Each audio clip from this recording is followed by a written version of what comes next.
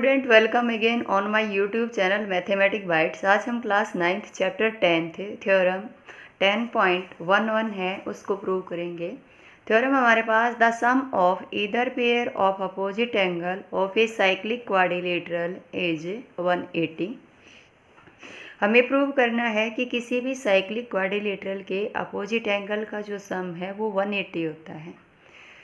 आप लोगों को पता है कि साइक्लिक क्वाड्रिलेटरल वो क्वाड्रिलेटरल होती है जो सर्कल के अंदर लाई करती है और उसके सभी वर्टेक्स, चारों वर्टेक्स हैं वो सर्कल के ऊपर लाई करते हैं। जैसे मान लीजिए फॉर एग्जांपल ABCD है, वो हमारी क्वाड्रिलेटरल है, तो उसके सभी वर्टेक्स हैं ABCD वो सर्कल के ऊपर लाई कर रहे हैं, इसलिए क्वाड्रिलेटरल जो ABCD है वो हमारी साइक्लिक है। अब इस थ्योरम के अनुसार हमें क्या करना है कि angle A plus angle C है उसका सम 180 प्रूव करना है। कुछ इस टाइप की मतलब हमें दी हुई है। अब हमारे पास क्या है कि एक सर्कल है, सर्कल के अंदर हम एक आर्क है वो लेट कर लेते हैं। आर्क है वो मान लीजिए हमारे पास क्या है, PQ है, और सर्कल का जो सेंटर है वो हमारे पास क्या है, O है। अब हमने एक थ्योरम की थी कि सर्कल के अंदर अगर कोई एक आर्क है और उस आर्क से सर्कल के सेंटर पर जो एंगल बनता है, जैसे मान लीजिए कि ये एंगल हमारा एंगल सेंटर के ऊपर जो एंगल है PQ आर्क से, उसको हमने एंगल 1 रख लिया है। तो रिमेनिंग पार्ट में, सर्कल के रिमेनिंग पार्ट में कोई पॉइंट है, एनी पॉइंट है, उसको हम लेट कर लेते हैं कि वो R है। तो आर्क PQ जो पॉइंट R पर एंगल बनाएगी वो एंगल है वो क्या होगा, हाफ होगा सर्कल पर बने सेंटर के एंगल से। इसको एंगल हम 2 एज्यूम कर लेते हैं। तो थ्योरम के अनुसार हमारे पास रिजल्ट क्या है कि angle 1 equal to 2 time angle 2, ये हमारी फर्स्ट इक्वेशन है। और ये कब है, जब हमारी आर्क PQ क्या है, minor, when arc PQ is minor. अब हम ये लेट कर लेते हैं कि हमारी जो आर्क है PQ वो मेजर है, ये मेजर आर्क है। अगर ये मेजर आर्क है तो सेंटर पर जो एंगल बनेगा वो एंगल हमारा क्या होगा, ये वाला एंगल होगा, इधर से लेके इधर तक, जब हमारी आर्क क्या है, मेजर। तो ये जो एंगल है इसका नाम हम 3 रख लेते हैं। तो और रिमेनिंग पार्ट में जो पॉइंट है, रिमेनिंग पार्ट अब की बार हमारा क्या रहेगा, मेजर, माइनर पार्ट रहेगा, वो हमारा क्या रहेगा, रिमेनिंग पार्ट। इसमें हम कोई पॉइंट है वो S ले लेते हैं। अब ये जो आर्क है हमारी PQ, ये माइनर पार्ट में, रिमेनिंग पार्ट में जब कोई एंगल बनाएगी तो वो एंगल हमारा ये वाला बनेगा, और ये जो एंगल है इसको हम एंगल है 4 का नाम दे देते हैं। तो इसके अनुसार अभी जो हमने पीछे थ्योरम की थी यूज, उसी के अनुसार हमारे पास क्या होगा कि angle 3 equal to 2 time angle 4, ये हमारी सेकेंड इक्वेशन है। और ये कब है, when arc PQ is major. अब हमारे पास देखिए 2 इक्वेशंस हैं, तो अब हम क्या करेंगे, ऐड कर देंगे दोनों को। तो ऐड इक्वेशन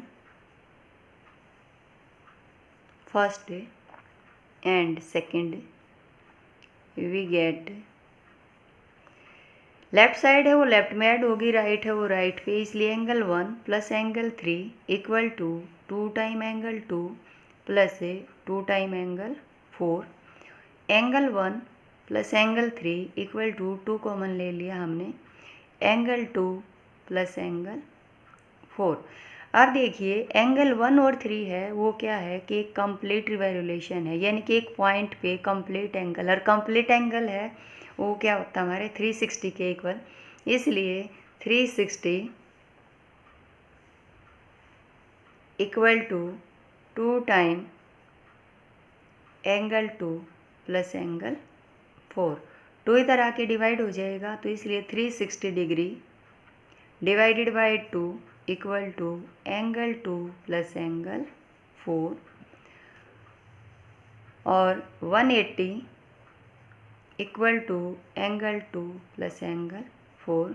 अब देखिए आप ध्यान से कि पी एस क्यू आर है वो क्या है, एक साइक्लिक क्वाड्रिलेटरल है। क्यों है? क्योंकि उसके सभी 4 वर्टेक्स वो सर्कल के ऊपर लाई करते हैं और इसी क्वाड्रिलेटरल के अंदर एंगल 2 और एंगल 4 क्या है, उसके अपोजिट एंगल हैं।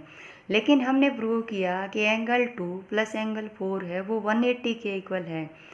इसलिए हमारी जो थ्योरम थी उसमें हमें यही प्रूव करना था कि एक क्वाड्रिलेटरल है, अगर वो साइक्लिक है तो प्रूव कीजिए कि अपोजिट एंगल हैं, उसका सम क्या होता है 180।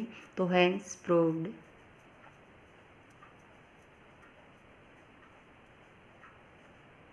नेक्स्ट थ्योरम हमारे पास है 10.12। If the sum of a pair of opposite angle of a quadrilateral is 180, then quadrilateral is cyclic.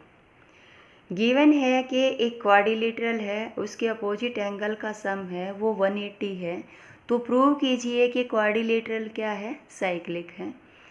आप लोगों को पता है कि साइक्लिक क्वाड्रिलेटरल वो होती है जिसके 4 वर्टेक्स हैं वो सर्कल के ऊपर लाई करते हैं। अब हमें दिया हुआ है उसके अपोजिट एंगल्स हैं वो हमारे पास क्या है कि उनका सम 180 है। हम ये मान लेते हैं कि हमारे पास एक क्वाड्रिलेटरल है, 2 केस बनेंगे, तो हम ये बना लेते हैं कि ये क्वाड्रिलेटरल है हमारा ए बी सी और पॉइंट डी है वो सर्कल के ऊपर लाई नहीं करता है।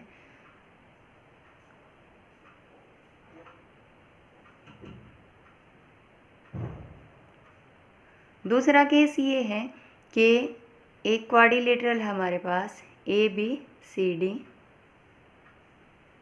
जिसके 3 वर्टेक्स हैं वो सर्कल के ऊपर लाई करते हैं, लेकिन फोर्थ वो सर्कल के ऊपर लाई नहीं करता।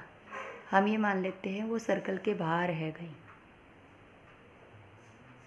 ये पॉइंट हमारा क्या है, डी पॉइंट है। अब हमें जो गिवन है, गिवन में क्या है, गिवन है कि angle B plus angle D equal to 180 है। इसको हम इक्वेशन फर्स्ट मान लेते हैं। अब हमें प्रूव ये करना है कि पॉइंट डी है वो सर्कल के ऊपर लाई करता है। अब हमने इसमें 2 केस बनाए कि एक तो पॉइंट डी है वो सर्कल के इंटीरियर में हो सकता है, दूसरा केस ये है कि पॉइंट डी है वो सर्कल के एक्सटीरियर में होता है।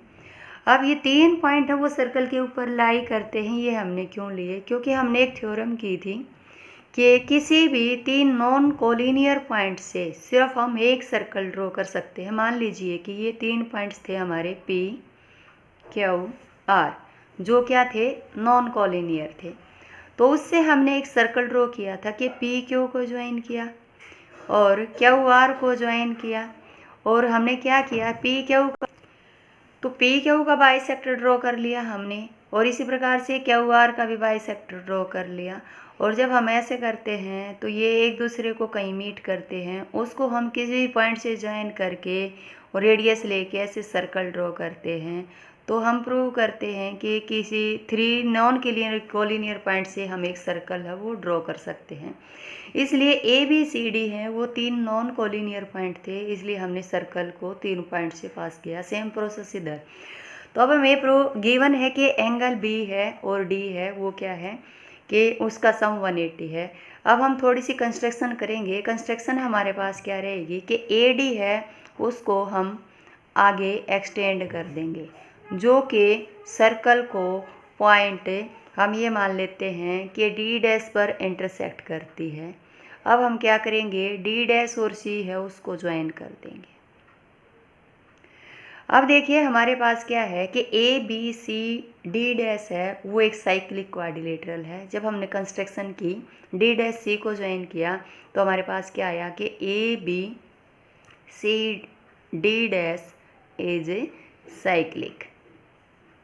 अगर ऐसा है तो हमारे पास क्या आ जाएगा कि angle B plus angle D dash angle B और एंगल डी डैश हैं वो अपोजिट एंगल हैं साइक्लिक के, इसलिए angle B plus angle D dash equal to 180। ये हमारी क्या है, सेकंड इक्वेशन है। अब देखिए सेकंड इक्वेशन और फर्स्ट इक्वेशन का जो हमारा राइट हैंड साइड है वो दोनों इक्वल हैं, 180 और 180 हैं, मीन्स लेफ्ट हैंड साइड भी इक्वल होंगी। तो हम लिखेंगे फ्रॉम इक्वेशन फर्स्ट एंड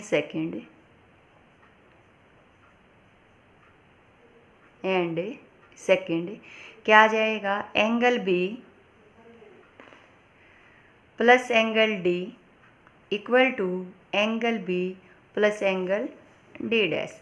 अब देखिए एंगल बी से एंगल बी है वो कैंसिल हो जाएगा हमारा, क्योंकि सेम ही है। तो हमारे पास क्या आ जाएगा कि angle D equal to angle D dash. अब एंगल डी और एंगल डी डैश हैं वो कब होंगे इक्वल, जब डी और डी डैश क्या है, सेम पॉइंट हों, तब ये एंगल इक्वल हो सकते हैं। तो इसका मतलब क्या है कि therefore D and D dash is coincide, यानी कि ये दो डिफरेंट पॉइंट न हो के दोनों क्या हैं, सेम पॉइंट हैं। अगर ऐसा है तो यहाँ से हमारा ये कंक्लूजन ये है कि पॉइंट डी है वो सर्कल के ऊपर लाई करता है, यानी कि A B C D lie on circle. अगर ये सर्कल पे लाई करते हैं तो ए बी सी डी क्या हुआ, साइक्लिक हुआ। सेम प्रोसेस से अगर हम सेकंड केस पे जाते हैं तो जब ए डी जो लाइन है उसने सर्कल को एक पॉइंट पर इंटरसेक्ट किया है, वो पॉइंट हम क्या लेट कर लेंगे, डी डैश। सेम प्रोसेस से वही होगा कि डी डैश सी है उसको हम ज्वाइन करेंगे। अगर हम ज्वाइन करते हैं तो प्रोसेस वही आता है कि एंगल बी और एंगल डी डैश हैं वो क्या है, उनका सम 180 है, और angle D plus angle B है उसका सम भी 180 है। तो वहीं से हमारे पास क्या निकल के आएगा कि डी डैश और डी है वो हमारे क्या हैं, कोइंसाइड्स पॉइंट्स हैं। इसलिए हम कह सकते हैं, हमने प्रूव किया कि अगर अपोजिट एंगल का सम किसी क्वाड्रिलेटरल का 180 है तो क्वाड्रिलेटरल क्या है, साइक्लिक है। तो hence yes so A B C D is cyclic.